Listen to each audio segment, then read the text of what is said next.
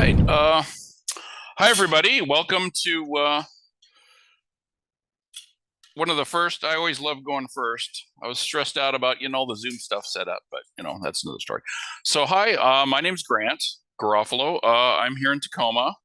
This is going to be my third show, Christmas show, and I did two before that. And so I'm fairly new to the lighting gig here as far as hobbies go. And I guess this is kind of my journey, some of the things I've discovered along the way. And I wanted to share because some of these things, I don't think these are common things that a lot of people know about. So any knowledge is good knowledge, and kind of wanted to go down that road and help. I guess my background probably would be relevant here. I'm a retired electrical engineer. Been doing engineering things for, was it 37 years? So the engineering side, the electrical side actually came pretty easy for me on this. The things that I'm not really good at is the mechanical part. That's always been a struggle, but I'm getting better there. And music. I am not a music person. I don't believe I can emphasize that enough. So when it comes to doing a lot of music and shows, yeah, that's been difficult. The running joke is the only musical instrument I really can play is the radio, and even then it's not that difficult. But at any rate, so off we go. There we go. So I did an overview. Basically, here are the topics I wanted to cover. First up is song selection. When you do your show, one of the things you'll probably have to figure out is what song do you want to use? And the different things you can do with the song is what the general vibe of the song, what genre it's in, if it has lyrics or not. And then the lyrics, there's usually a lead. There sometimes might be a background, usually both. Some songs have explicit lyrics. And if you're doing that with a small FM transmitter, then you might want to try to stay away from that. I don't want anyone to get busted by the FCC by having them say, yeah, you don't want to, the George Carlin 7 words you can't say probably applies. So you might want to steer clear of that. One of the things that's really interesting about songs was the number of instruments actually goes to what makes a good sequence and what doesn't. I was lucky enough to attend the Pacific Northwest mini by the name of Clap, and it was 2 years ago. It was 2021 Clap. 2022 Clap, and they had a nice lady that did. Last name was Call, and she called it Music Call Process for song evaluation. If you ever get a chance, and she was basically a lightorama. But surprisingly enough, a lot of it also very much applies to X-Lights. Song evaluation is song evaluation. And that was one of the criteria she had for that, was the number of instruments in the song as to whether or not it made a good sequence. And it's one of those things where you have to understand, just because you really like a song, you have an emotional attachment to a song, doesn't necessarily mean that it makes a good sequence. I discovered that with quite a few of my early selections as far as music goes. So whether or not a song fills a void in your current show, that's one of the things I've categorized my songs in sequences into different piles, so to speak, to try to get a flavor and a general rounding out of the show. So that's one of the things. If you've got a void and something that's funny, you need to add something that's light, humorous, something like that. You might be able to find something that would fill that. Song length is another issue that you might want to look into. I've done again, my first year right out of the gate, I did I don't know if anyone remembers Bob and Doug McKenzie. They did a version of the 12 Days of Christmas, and it's really, really funny. It's almost entirely dialogue, but I think it clocks in about 6 or 7 minutes. And this is also before you had the lyrics tools. So I had to do all the lyrics by hand, and that was a really long song. I enjoyed it. I thought it was funny. My wife just kind of looks at me and says, it's not so funny. But song length, if you deal with a long song, that could be a problem. Personal connection to a song. That's another thing I did my first year. I did my very first sequence ever was a song by the Monkees. And I started up my show, and I think it was like 3 days later, one of the two remaining Monkees passed away. So, a memorial to an artist is also something that might be enjoyable. I've got a couple other artists that have also passed recently that would be nice to do, but not necessarily, their songs don't necessarily make good sequences. One of the things you're gonna have to deal with is, will you hate the song after playing it for the 300th time? Because doing sequences means you'll be listening to that song a lot. So you need to make peace with the fact that it could be a painful road of listening to the same song over and over and over and over and over. And most importantly, the last one, did your spouse say that song would make a good addition to the show? Which actually has happened. My wife had a song that she was very much enjoyed as a kid, and that was one also in my very first show. So once you get a song candidate, the easiest place I found is tunebat.com. You can go there and get all the information. It'll tell you how popular the song was, what the energy level is, whether it's danceable, happiness, whether it's acoustic or not, instrumentalness, liveness, speechness, loudness, the actual duration, what the beats per minute is, major is, and I'm not sure what the Camelot is, but I think that was used for electronic dance music where they get compatible. It's a compatibility thing. So I don't really know much about it. Again, not a music guy. So here's how I group my songs when I did it. I have a Christmas group, which is the classics. Bing Crosby, Burl Ives, Andy, Elvis, all these guys. And one of the things we do at my current job, I own a candy store with my wife. We play Christmas music. She's a huge Christmas music fan. And originally we started doing Christmas. Anytime music would play on, we'd have to identify the name of the song and the artist. Well, that got to be a little too easy. So what we did is we added the cause of death Christmas, where not only do you have to identify who it is, but how they passed. So that's something, a nice little trivia piece that always brings excitement to the candy store.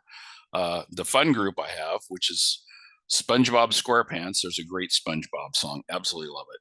Bob and Doug McKenzie, the 12 Days of Christmas, where again, they get lost in the middle of counting. And I think they only go up to 5. It's pretty good. Raining Tacos. There's a guy on YouTube called The Rubber Chicken where he does chicken squeaky versions of songs, which is pretty good. Usually try to run those on Friday nights. Then the best group, which is the shock and awe sequences. Usually try to run those on Saturday nights. And then there's the modern pop group. More pop songs, not necessarily Christmas. I know there was a debate on some of the Facebook groups, whether or not you should include anything that isn't just Christmas in your Christmas song. And I'm always of the opinion it's your show, do what you want. You be you. And I have embraced some of the 70s and 80s songs, and the vibe has been noticed by some of our neighbors. And again, just because it's old and you have an emotional connection to it, if it only has 4 or 5 instruments in it, it doesn't necessarily equate to a great song to sequence to. I don't believe I can emphasize that enough, because I've certainly gotten burned by going down that road. Then sequence make buy, whether or not you, if you want to make it yourself or if you have to buy it. So the first step in doing that is you need to see if there's what the list of sequences that exists for a song. And this is one of those websites that just recently popped into existence. It's absolutely spectacularly wonderful. It's the xlights.info search. Everyone asks, I'm looking for this song, I'm looking for that song. Well, just pop it into this search engine and you'll see if someone else has done it. If there's any sequence anywhere, then you'll be able to find it. If not, you're gonna make it, because it doesn't exist. One of the other things about determining whether you want to make or buy is your skill at sequencing. Sequencing is difficult for me. I know that. I'm getting better, but I'm still not real happy with a lot of my own sequencing. And I don't know if you're in that same boat or not. The other thing is cost of your time to sequence. It's not something that you're just going to be able to pop out in, 2 or 3 hours. It's one of those things, to do a good job, it's going to take a lot of time. You have to understand, do you have the time to do that? The other thing is what the cost of a sequence is. There are some sequences out there that are free, the Google Drive. You can go inside Xlights, go to Tools, download sequences. Those sequences are available, and there's some pretty good quality sequences there. The other cost would be, of course, in money, which the commercial sequencers provide. Some of them do provide free sequences. So if you get a chance to, you might want to check those out. And they're also really good to tear apart and learn how they sequence and how they do layerings and stuff like that, that has remained somewhat elusive to me until fairly recently. And there, of course, you can share original sequences for access on the Facebook unofficial Xlights sharing group. I'm not going to share my story with that because it didn't go well for me. I shared sequences very early on, maybe 6 weeks into my Xlights journey. And I think they might have accepted me out of pity, but I don't think they're going to accept any of my original sequences since then. But yeah, that's an option, but you have to have a good sequence and it has to be approved. It actually goes through a process of being evaluated to determine if your sequence is good enough to be accepted in the group.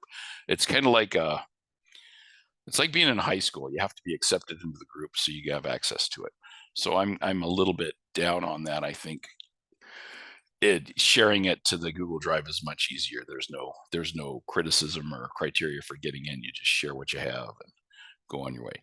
And of course, the quality of sequences. If you're paying for sequences, you'll probably get a better sequence. If you're getting a free one, understand it might be something like that I did. So, and there are probably better sequences out there than that. The next step is to buy the song, and you're spending thousands or hundreds of dollars on lights. And I'm of the opinion the least you could do is splurge and spend $1.29 or $1.50 on Amazon to buy the song. It really does help the artist and keeps them to continue to supply Christmas music to the rest of us. And of course, all roads lead to Amazon, it seems like. If you are buying a sequence, you need to make sure that you use the exact same song version that you purchased. Most of the sequence providers have a link. Use it. The last thing you want to do is have a sequence for a song and then buy a different version of the song and the timing's off and you got to shift all the timing and it's just, don't do that. And of course, if you're making your own sequence, any song version will do because it doesn't matter. Song processing. So one of the things I've been doing on mine is I discovered there's a software tool out there called Audacity. Now, there was a controversy with Audacity about 4 or 5 years ago, maybe longer than that, where it was taken over. The software was taken over by another group. And there were some issues with people not liking that. And they claimed it was spyware, so on and so forth. So before you load anything, you should do your own research, be your own person, show due diligence in anything you load on your computer. I loaded mine up and really haven't had any problem. So one of the things that songs do is there's something called normalization, which is you want the volume on the song to be consistent between song to song to song to song. If you're in your radio, for example, and you're playing your radio and you set the volume to a certain level, well, the next song that comes on, you don't want it to be much softer, less volume or more volume, where you have to have the people adjust their audio. That's known as normalization. And inside Audacity, they have the capability of doing this. I've run into this a few times where my songs are really, really soft, or I'm generating some text, some of the announcements and so on and so forth using AI, where I had to get it needed to be normalized so it was higher in volume, because you could definitely tell the difference between going to the song and then, a PSA or something like that, where there was different volumes for the song. So Audacity has the ability to normalize that. And then storage of the song. There's all kinds of debates and people that'll tell you where to store it. I put mine in my current show / audio. Your mileage may vary, and you can do anywhere you want. It's more of an organization thing. There are classes on that. You can go crazy with organization. One of the things when I built my song is I found out there's a tool out there called Splitter. And what it does is it'll take a song, an MP3, and it breaks it down into 5 isolated files. So what they try to do is to isolate each one of the tracks. It's like a mixer where you combine them. It's like unmixing them. So you take the raw song and you get 5 tracks out the other end. They break out the vocal, piano, drums, bass, and other. So you get basically these 5 files. The only issue I've found with that splitter is it puts them in a .wav format. And unfortunately, Xlights doesn't seem to like WAV files. It likes MP3s. I don't know. Maybe they changed that. I haven't gone down that road recently. So when you do convert everything over, you can use Audacity to convert from a WAV file to an MP3 file for Xlights. And then basically what you do is you load these in one at a time. So you get your vocals, you can make sure the vocals is locked down. You get your piano, you can do whatever you want to do, isolating your piano for breaking down the music and doing that sequencing, and drums, so on and so forth. The isolation is good, but it's not great. You can still get a lot of bleed over from instruments. And one of the other things, there was another tool I found, Moses.ai. And I found that searching through the Xlight tracker in GitHub, and it uses an AI to remove instruments or vocal from an audio track. I haven't really spent much time on that one, but there are other options out there. So creating a new sequence, this first part here, that's just actually how to do it. I think everyone knows how to do it. If you don't, there's step-by-step instructions in there. So what I do with my files to keep them straight is I have a naming convention, the name of the song that I put in by, and then whoever the artist is, and it's an import if I'm actually buying it and doing an import. Otherwise, I use original and then the version number. That's just my naming convention. Again, you can do whatever you want, but that's what I found out, so I can tell my originals from my imports. Then one of the things that I've found to be very helpful is to use decompose your song into the different sections. And again, not a music guy, so a lot of this was new to me. Your verses, your chorus, your bridges, intros, outros, post, pre, chorus, so on and so forth. Each one of these has a section in the music. And normally what I've done is, this is a great time saver. If you go, for example, if your chorus is, there are 3 chorus, the chorus is repeated 3 times in your song. If you sequence the chorus once, you can do a copy and paste and take that same chorus sequence and paste it into those other 2 chorus times. And that's really, really nice to save you a lot of time and effort in sequencing. And there's genius.com provides all the song decomposition along with the lyrics. So if you type in your song and artist, then basically it'll spit out what the lyrics are, and then you can go in and tag all this information in your song. And that's really a time saver. It's been very helpful for me. Colors. So one of the things I did on my very first sequence, it was that monkey song, is I thought, okay, it's Christmas. What Christmas colors do I want to use? Well, I used red, white, and green. And needless to say, that was not very creative of me. Christmas with red, white, and green. Yeah, who'd have thunk? The default colors are, of course, white, red, green, blue, yellow, black, cyan, and magenta. And I'm kind of thinking, that's pretty boring. There's so many options as far as colors go. And not to put it in particularly bad light, but I've always thought of this as the single greatest failure in creativity and processes, using those default colors. There's so many different ways to do it. And one of the things I did, I was kind of disturbed. Well, wasn't disturbed. I was just disappointed. I actually purchased a sequence from one of my favorite sequence vendors. Fantastic sequences, love them all the time.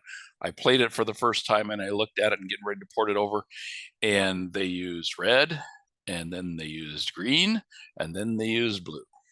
So they used just the default palette. It's like, oh, it was a lost opportunity. They could have done so much more. Instead, they just used those default colors. So don't use the default colors. Be creative. There's so many websites out there for actually creating palettes, and Xlight's palette format is just text. It's really easy to do, to generate new ones. I think I sat down and have, I want to say 40 to 50 palettes, and I did it in a couple hours. So it's really easy to do. Color is such a huge deal. There's so many things about color. There's a color and emotion. See, certain colors evoke certain emotional responses. You can get a color wheel and go through that, what complementary colors are. There's hue, saturation, and lightness, which is a different way of basically representing, what's it, RGB? There's RGB, there's CMYK, which is cyan, magenta, yellow, black, which is the colors your color printer has. And the difference between those is an additive, which is RGB, versus subtractive, which is CMYK. And then the other thing that my wife, who works in the picture framing industry, told me about, and I didn't really understand or know anything about, is the Pantone colors. So if you get a specific color, it could be RGB, it could be CMYK, and it could be Pantone. Those are all pretty much interchangeable as far as colors go. If you get any one of those, you can convert it to the other ones. It's like a magic decoder ring. Here's one of the sample palettes. I went to colormine.io and I said, just generate me a palette. Now, each one of these numbers in here is that's the RGB color codes, and it's a hexadecimal number. So I don't know if anyone knows anything about hexadecimal, but it's pretty easy. It's just, instead of going 0 to 9, which is decimal, hexadecimal goes from 0 to 16, but each digit, it starts representing them with letters instead of numbers. And that's basically the magic bullet you need to put it into a palette file for Xlights. Let's see, we have another example, I think. Here's a different one. I went to mycolor.space, and again, hexadecimal numbers, usually they put the pound sign or hashtag, whatever you want to call it, in front to indicate that it's a hex number, and those are the magical numbers to get all those sequences. I mean, look at these palettes. You can go crazy with palettes. Oh, and another one. Again, here's all the different listing of these. I don't know if you can see it in here, but there's a copy hex command here. There's been a couple sites where you actually get the entire palette that basically generates the hex numbers, and the next step to put it into a palette file is pretty easy. I haven't covered that yet, have I? More examples of palettes. One of the things I discovered, and I absolutely love looking at them in is Instagram. I think it's Springfield.palettes, and they take a frame from a Simpsons cartoon, and they basically have the entire list of palettes that they use, the palette list for all the colors. Here's another one over here. I think this is the very first one I ever stumbled onto. Said, wow, look at all those colors. Look at what you can do. So there's so many more options other than that default color palette. Okay, so the palette data is basically in the show directory /palettes. There's a subdirectory under it. And all of the palette files in there will have a .xpalette file extension. So there's a name in front of it, like, you know, I don't know, my cool palette .xpalette would be the name of the file. Again, it's a simple text file. It has 8 hex values for the colors, because each palette can hold up to 8 colors, separated by commas. Values are hexadecimal and preceded by a pound sign to indicate that they are hex base 16. And usually it's been my experience, I don't know if they might have changed this recently, I haven't done much with palettes in the last year or so, but you have to restart your Xlights to get your updated palette list. So when you put a new palette in the palette directory, it's not going to show up. You're going to have to go ahead and restart Xlights, and then it'll go out and take an inventory of those. For example, Here I did a Kraken.x palette. Here's the actual file contents. Those are the numbers of the colors. And then these last three, I think it only had 5 colors in the palette.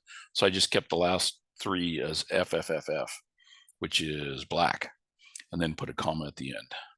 And here's the source. One of the places I have is all the sports teams. You can click on this and go to every single sports team. If you have a favorite sports team, you can certainly go in there, take a look at it, see what's going on, and put them in your show. And of course, my traditional Let's Go Kraken on my house. And it's been replaced by Go Kings Go, which was used from 88 to 2020. All right, spectrum analysis. This is cool. So one of the things that Xlights does not have is the ability to do spectrum data on the audio. Right now, if you look on Xlights and you get the waveform up at the top, it's basically just the volume of the audio. There's no frequency breakdown of that. So one of the things, I don't know, I'm probably showing my age here, is the waterfall display, which is used in software-defined radio. And this is used in the movie, I don't know if anyone's seen it, Hunt for Red October, where they're trying to find boats, and they have the spectrum here, and they're looking for, see which way the submarine they're tracking is turning. But that's basically what they're looking for, is a spectrum analysis, where you can see the entire spectrum. It's in frequencies from left to right. Audacity does have a frequency domain capability. And this is an example that I pulled out of Audacity. I was doing, it says right up here, Smashing Pumpkins Christmas Time. And I heard something really peculiar in it. And I'm like, what was that? I'm trying to figure it out. So I did put the MP3 into Audacity, turned it on to Spectrum, and I found this little spike here. It's repeated here, and it's repeated over here. And it turns out there is a part in there, I don't know the musical instrument. Again, not a music guy, where they are playing, it's like a bell, but it's like one of those wooden tube bells. It's kind of a clunk noise. And this is the actual indication of where it's at. So if you play the song, hopefully we'll see how we're doing on time. Maybe we can get around to doing that. It's really interesting that it just shows up. So there's 2 displays left and right. Probably should have covered that before. But you have the ability to indicate cool things in there. And I don't know if you can see all the different tracks in here. You can pretty much start to see that there's timing here. So if you want to go to in-depth timing and try to figure out what instruments are going on, the spectrum analysis does tell you an awful lot. Again, not available in Xlights. You have to go to Audacity to get this. So here's how to do the Audacity spectrum analysis. Open Audacity. We'll see if we have enough time to do a demo of this later on. I don't know if we're gonna have that or not. But basically, you open the file, you select spectrogram in the menu, and you can either do multi-view, which has both amplitude and spectrometry, whatever, spectrogram, and it'll basically select the song. Then what you can do after that is, if you want to put your notes in a they call it a label track, you create a new label track, go track, add new label track, and that new label track opens, and then you can select what part of the song you're interested in and hit Control B, and they'll actually add that to that label track. You're probably wondering, where are we going with this? Well, it turns out Xlights has the ability to import this label track. So if you want to nail your timing using a Spectrum in Audacity, then you can turn that around and port that over into Xlights and get it as a new timing track in Xlights. I discovered this, and this is just absolutely phenomenal. I couldn't believe that we have the capability of doing this. So you can look at spectrum analysis, figure out where you're interested or where your timing tracks are or whatever, and tag that into this label track, and then import the label track right straight into Xlights. The only downside was it did not work with Xlights. It was an older version of Xlights. I don't know if they have a problem report open on it or not, but I think they have the capability of doing it, but I think it might have been broken at the time at the build I looked at. Okay, then importing, oh, I already covered this. Importing the Audacity label data, how to do it in X-Lights. Sequence, you do import notes. It opens up a dialog box with timing, with the timing name. Then you select Audacity file and notes selected, and then yeah, you just go through this. Again, it didn't work, but I was using version 2022.23 of X-Lights. I don't know if it's been fixed or not. I didn't get a chance to try this before the presentation today.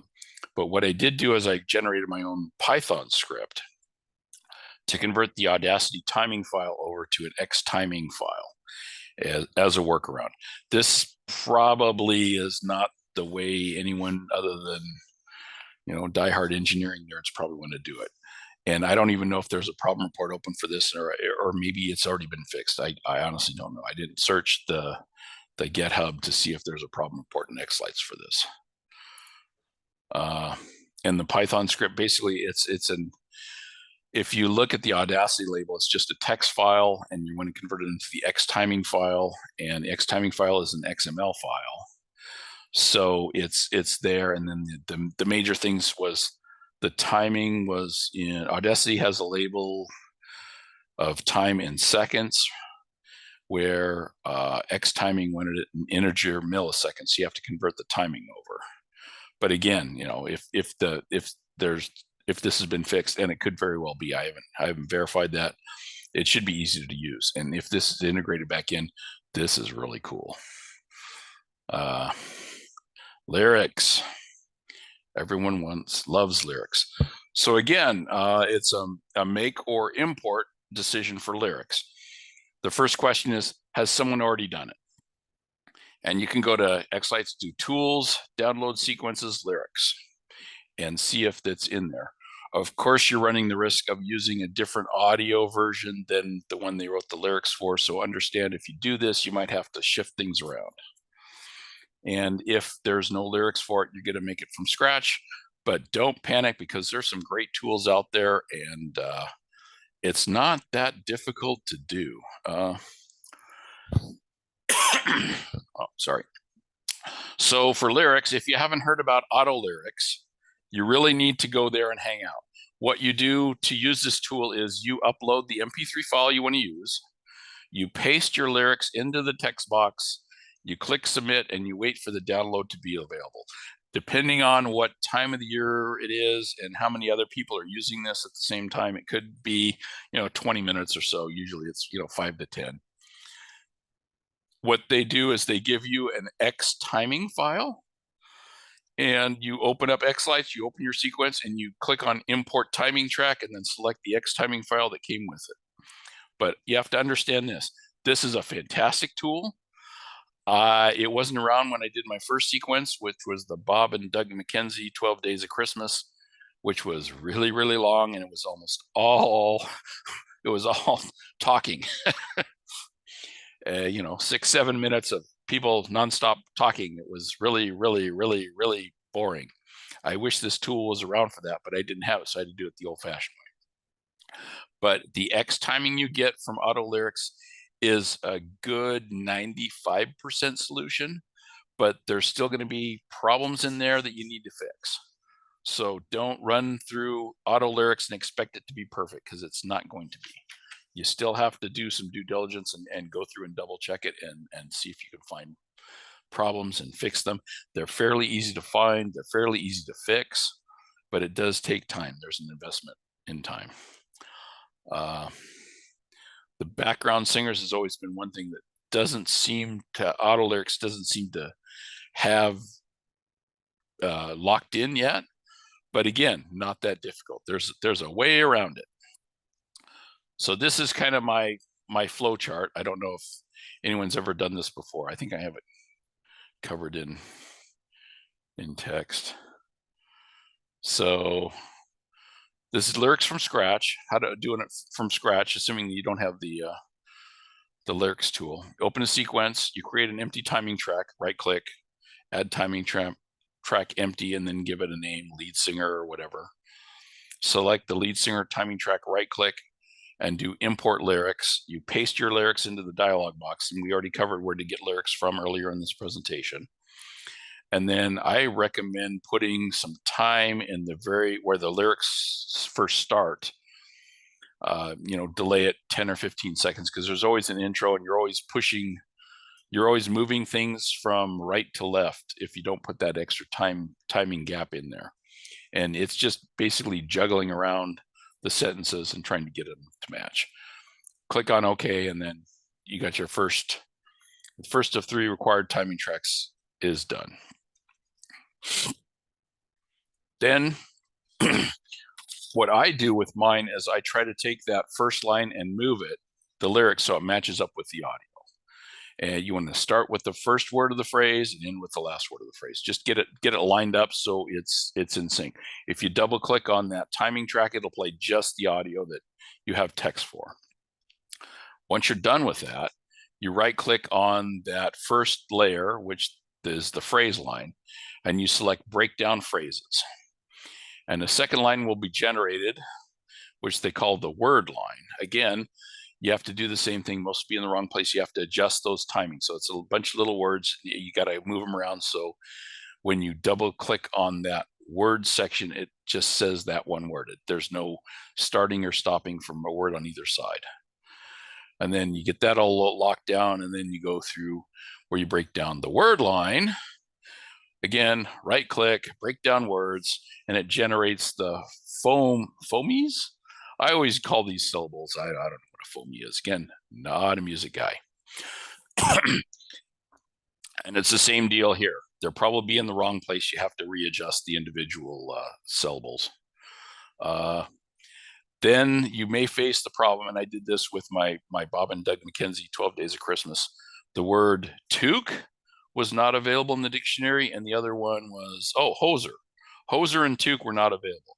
So then I had to go down and find the missing words in the library and do that.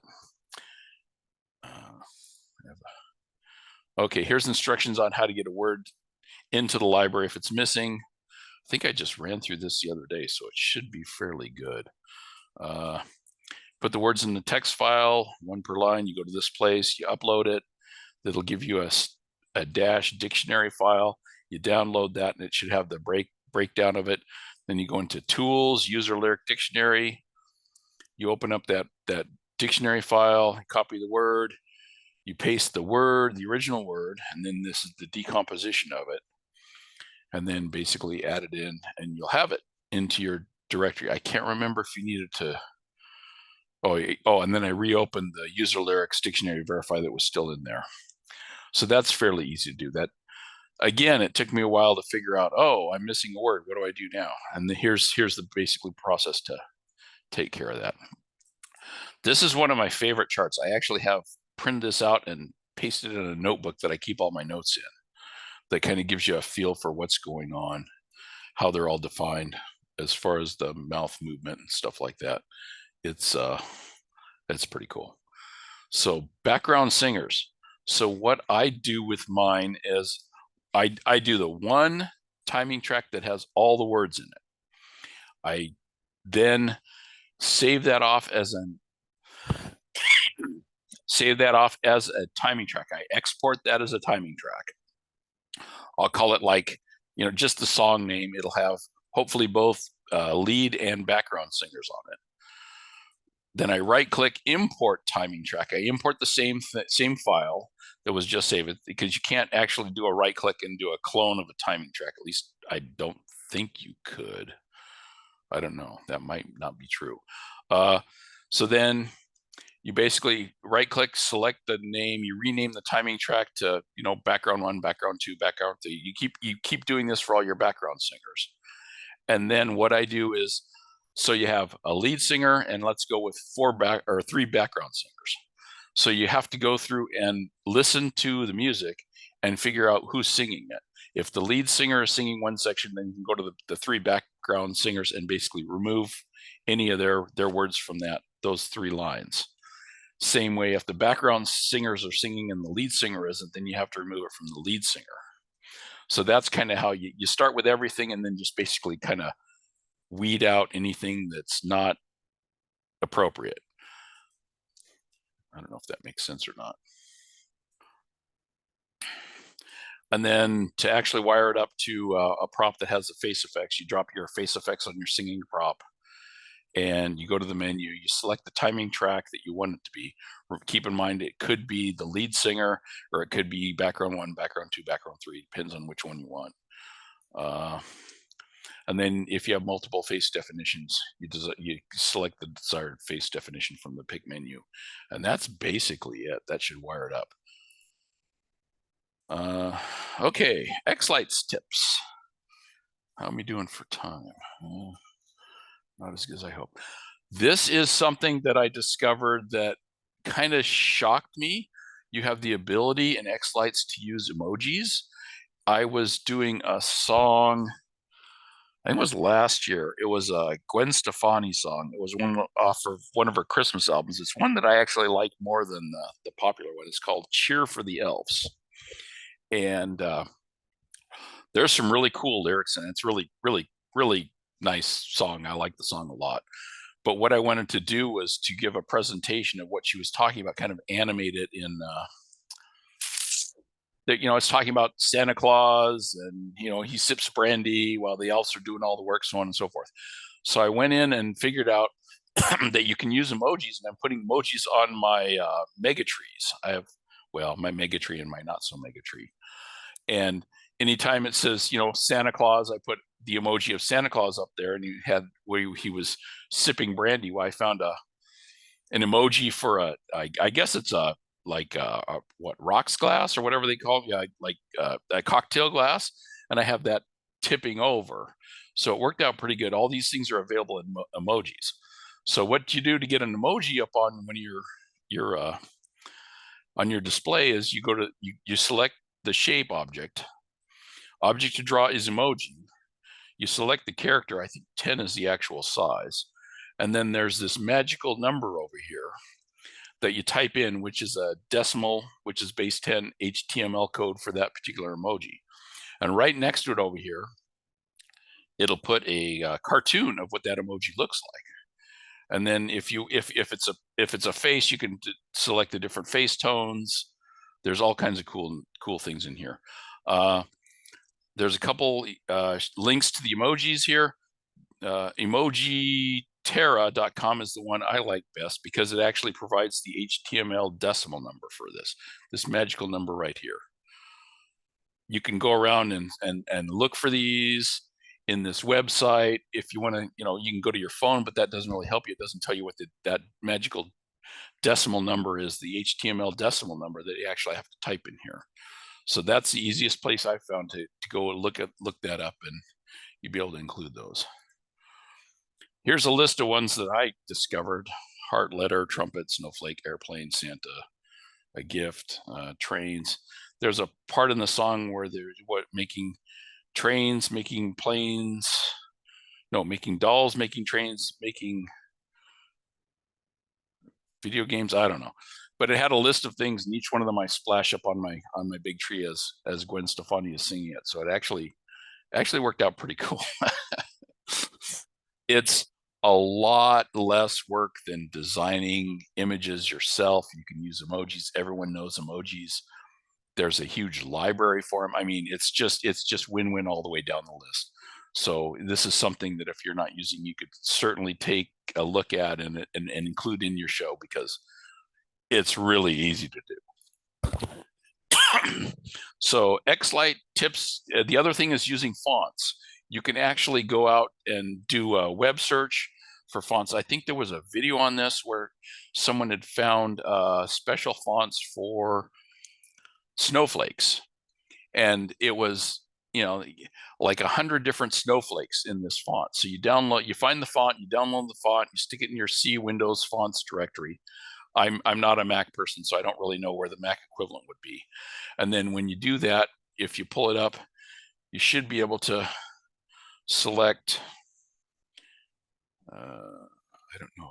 I remember how to do that. Well, there's a video on it where you can actually select that font and put that character on there. And there's the ability to reverse fonts. I'm running way behind on time, so I'm going to pick up the pace here. If you haven't looked at shaders, shaders are really, really cool. You can start looking at different shaders and incorporate them into your show. If you go down this path of looking at different shaders, you will look down at your watch and say, I've spent the last 45 minutes, and how did that happen? But shaders are really cool if you get a chance to. I know Tom Georges uses some of shaders in some of his as a background colors. They're really cool. Text to speech. If you're like me, you want to make announcements in your show, one of the things we do is we do a dedication to friends and neighbors that have passed each year. And instead of using my voice, which is sounding unusually gravelly right now, you have the ability to go and use AI. I originally tried Speechalo. It's not free, but I think it was like $20 or something like that. It's a fairly good low-cost solution. The only problem I found with this is there's not a lot of emotion. There's another one that's actually better, and that's 11 Labs. I've been using that, and I think you get 10,000 words free per month. So that's what I've been going to, and it's actually turning out to be really good there. This is not an X-Lights tip. This is if you wanted to do some sort of interactive display. You could take, this is Animes by FaceRig. It's on Steam. And if you don't know what Steam is, then ask your kids, because if they're playing any kind of video games on a PC, they know about Steam. What it does is it takes a camera, your webcam, and translates it into a face. It has all the face movements and the facial expressions. So the use case for this is not X-Lights. I remember as a kid, someone did this when I was trick-or-treating. They stuck a speaker inside a pumpkin that was carved. They had a microphone so they could hear the kids. I think it was Halloween. Microphone so they could hear the kids, and they had a microphone that went to that speaker so they would interact with them. You could do something like this if you put a skeleton or something like that, and you could put this scary head on a display, even an old monitor or something like that, a covered porch, and have that display it. The only problem with that is there's noticeable lag. It really lags pretty bad. But it'll do the facial expressions and sort of does the mouth movements. Not as good as one would hope, but if you want a quick and dirty solution for something like that, has a lot of shock and awe, that'll really make you popular with the neighbors. That the kids love it. That'd be the thing to do. And then get some of your older kids, like my oldest, to man the station to keep track and have fun with the little kids and stuff like that. So, hey, you're a Jedi, okay? Yeah. One of the things I really like, I discovered, is a test sequence where I generate a simple curtain effect, do red, green, blue, and then white. Just have it on solid and then open to the left, open to the right, so you can see if you have all of your props in the right order. This is very helpful. And if you run white, I guarantee you that runs full power on all of your pixels. So if you have any power issues, you'll know it by running white, because that's maximum power current. You'll pull maximum current draw on that. I don't know what that is. We'll keep going. Other tips. This is one of the things that's available. I actually built this. It's a Adafruit. Has the ability to have an IR thermal camera and breakout. So it's for about $120 or so. You can have a poor man's FLIR, which is forward-looking IR. So what I use this for is to see if I have any pixels that are overheating, or if there's anything going on as far as controllers. If there's one slide in this entire presentation that would probably be the best, it's this one. If you happen to be using Falcon Pi Player for your display, you have the ability to turn on individual props, and this is it. This is the diamond in this entire presentation, is this slide right here.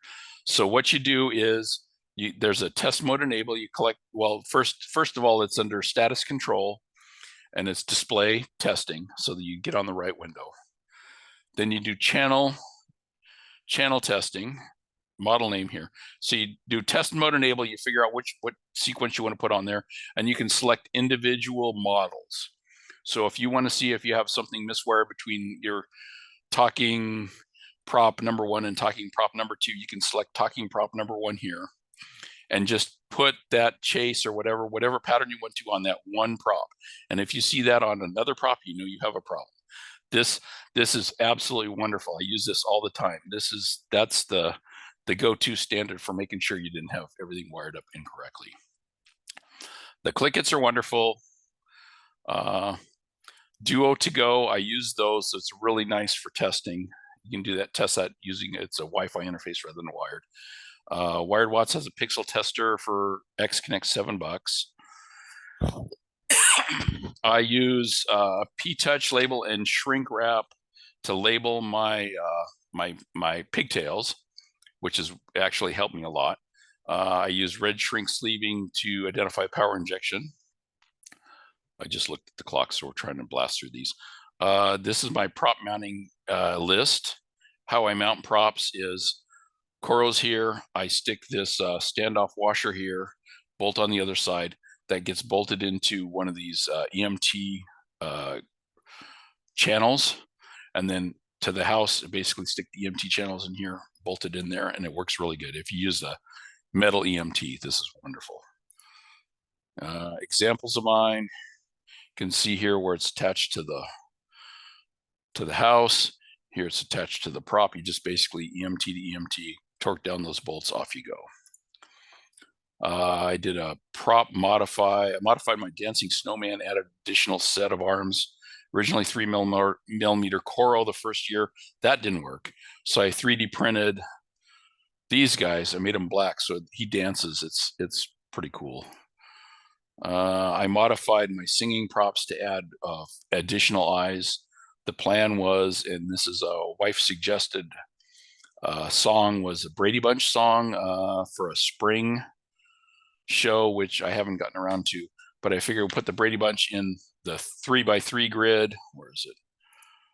3x3 grid here, so you know which one's which, and have them have their eyes the ability to look at each other, kind of like the way they do in the beginning of that show. And I'm really dating myself by even talking about the Brady Bunch. Home Depot lights, those are wonderful. I've had some failures.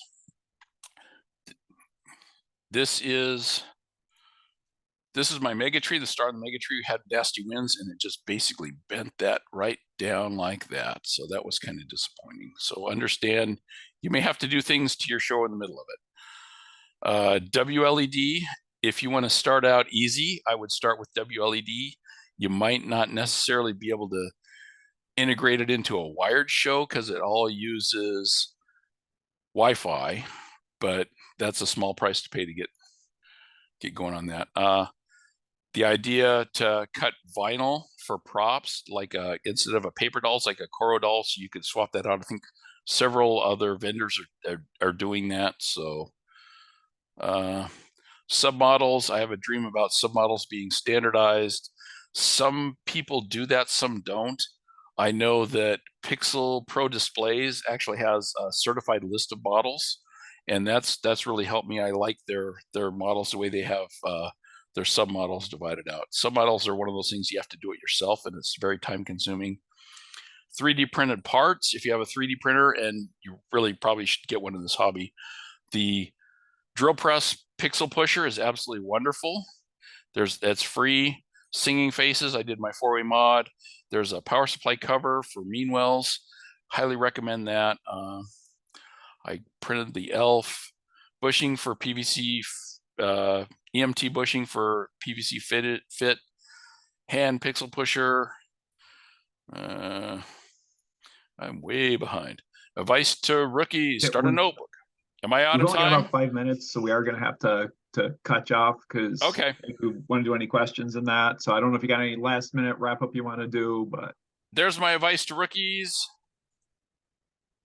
Wish light, backup slides. No. Okay, I'm good. Okay.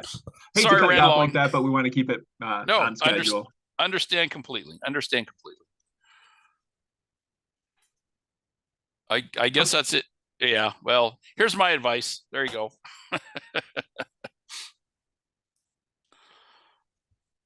Okay.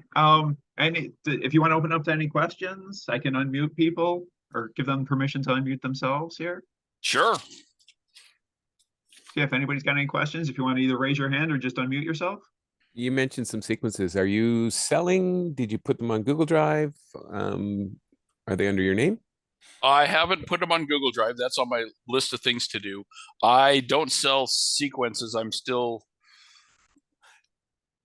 embarrassed by some of my early sequences. I'll be honest. They're not very good. At least I recognize the fact that I'm bad at something. It's like music and the mechanical side is like, yeah, not really all that good. I hope to do that. I've had a couple sequences that I thought were really cool. The 12 Days of Christmas is just a riot. Bob and Doug McKenzie talking to each other. It's actually pretty funny. The Gwen Stefani one's pretty good, but I have a lot of images in there that I captured off of websites instead of using emojis. So I know that probably needs to really be something that, as far as a 3D printer goes, I have a couple of them. Entry level, I think I'd probably go with like a Cobra Max. It's all about the size of the print plate. The bigger you can get, the more happier you'll be, and the longer you'll be able to use that.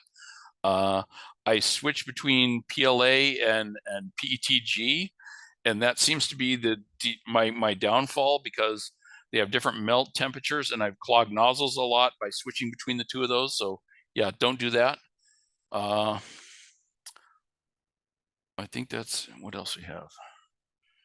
Make a budget and stick to it. Yeah.